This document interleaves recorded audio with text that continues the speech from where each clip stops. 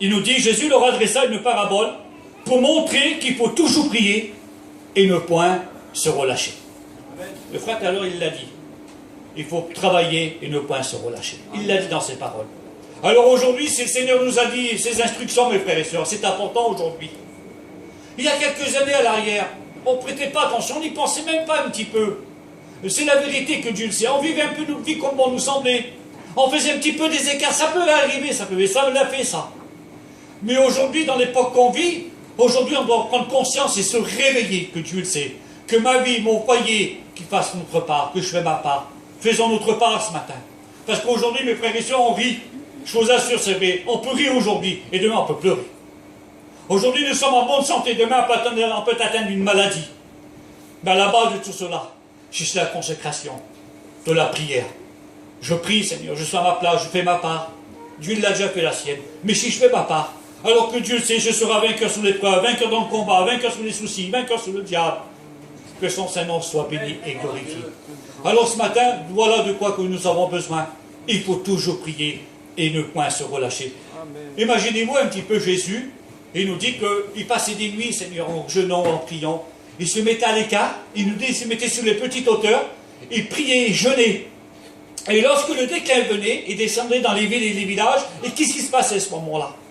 À ce moment-là, il prêchait la parole. Il avait des délivrances, des guérisons, je pourrais dire, des conversions.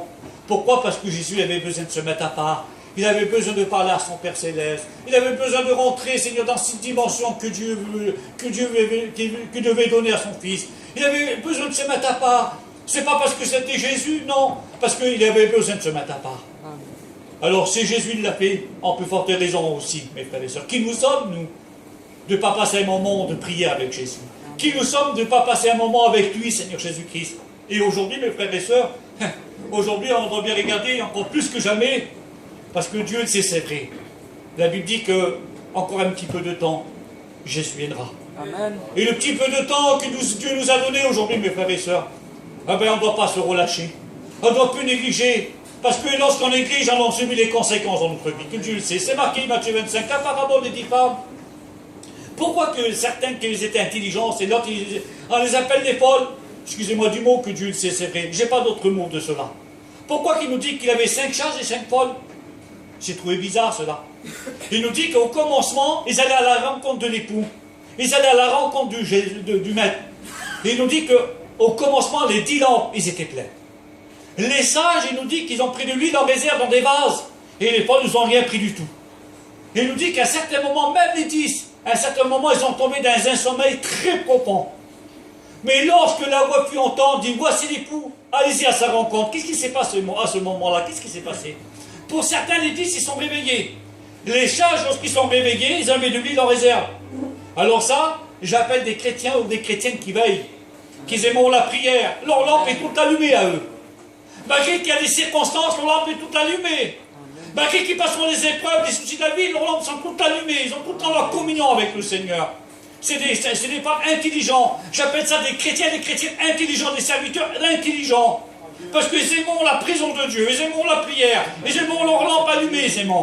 Les 5 folles, excusez-moi, lorsqu'ils sont réveillés, il nous dit que les 5 folles, leurs lampes sont éteintes. Qu'est-ce qui s'est passé alors?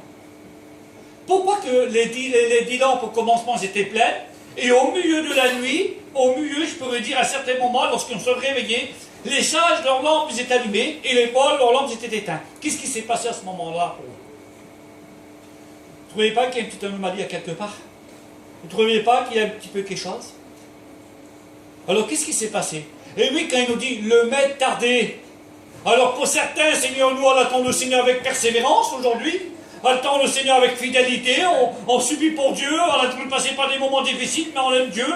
Puis mes frères et les sœurs, excusez-moi du mot, il y en a, nos rétrogrades, nos familles qui sont éloignées de Dieu. Ben voilà. Hein. Nous on est là, il y a certains aujourd'hui de ma famille qui sont bas. C'est des chrétiens, c'est des rétrogrades. Prions Dieu pour eux. Est-ce que vous comprenez? Alors aujourd'hui, c'est des folles, des fous, excusez-moi du mot, je ne sais pas, c'est comme cela. Ils ont abandonné le combat, ils ont négligé la prière, ils ont lampe, Seigneur, puni dans leur lampe, et il y a un certain moment que le diable a éteint la lampe, carrément. Est-ce que vous comprenez ça? C'est pour ça qu'aujourd'hui, quelle importance la prière dans un foyer. Quelle importance aujourd'hui la communion de Dieu dans un foyer. dans un cœur d'un chrétien, un serviteur de Dieu. C'est pas parce qu'on est des serviteurs de Dieu que nous sommes meilleurs que vous, certainement pas. On prend des coups plus que vous, et ça c'est vrai. Alors aujourd'hui, mes frères et sœurs, il nous dit que les 5 sages là, lorsqu'il s'est présenté à la porte des noces, il nous dit que la porte des noces était ouverte pour eux. Eh oui, Seigneur. Et ils étaient ouverts, et puis ils ont montré dans la salle des noces. Mais celles qu'ils avaient plus d'huile dans leur lampe, eux savaient qu'ils sont présentés, mais c'était trop tard. Et il nous dit que la porte était fermée. Quelle déception! Quelle déception, mes frères et sœurs. Alors prenons bien garde aujourd'hui dans le monde qu'on vit. Parce qu'aujourd'hui notre lampe est allumée, mais demain elle peut s'éteindre. Prenons bien garde. Mais si je veille, Seigneur, je suis à mon poste, Habacuc 2, verset 1er, je suis à mon poste et je veille. Si nous sommes comme cela ce matin, si nous vivons comme cela, si nous pratiquons comme cela, si nous vivons, nous mettons en pratique comme cela, alors que Dieu le sait, le maître il va venir. Amen. Il va venir chercher ses enfants. Et puis ma lampe, Seigneur, sera allumée.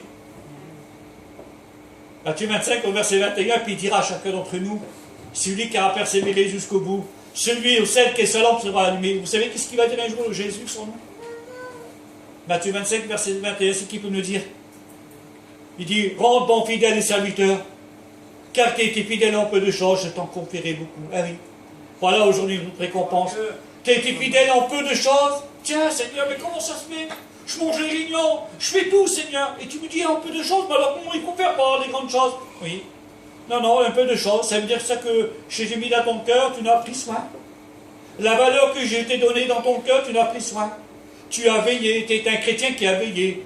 J'ai trouvé dans ta maison de la prière. J'ai trouvé dans ta maison de la communion.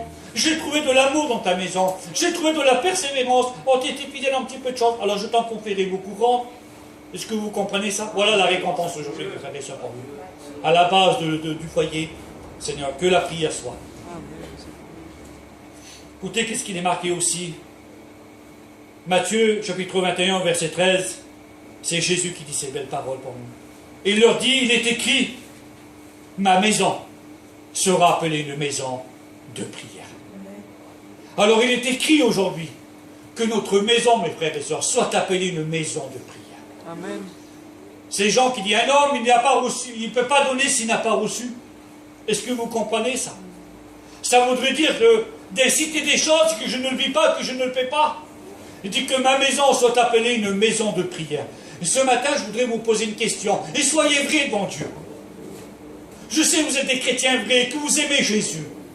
Et que vous ne trompez pas Jésus. Est-ce que votre maison, ce matin, il est appelée une maison de prière?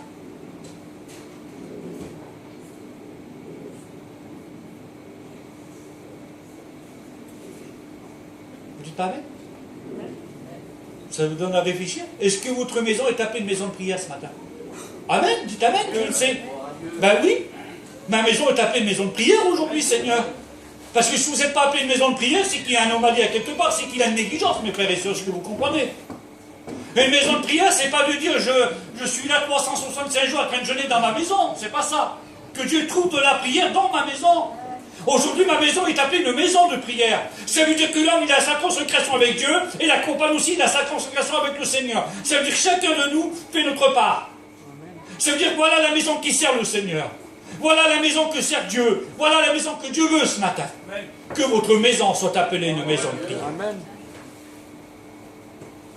Vous n'aimez pas passer du temps vers des foyers, des fois, de passer un petit moment vers des frères, hein? Que vous aimez leur présence, que Dieu le sait, c'est vrai. C'est biblique, ça. C'est biblique, ça, de passer des moments, parce qu'on sent qu'un foyer, Seigneur, quand il y a des foyers que j'honore, j'aime entrer chez eux.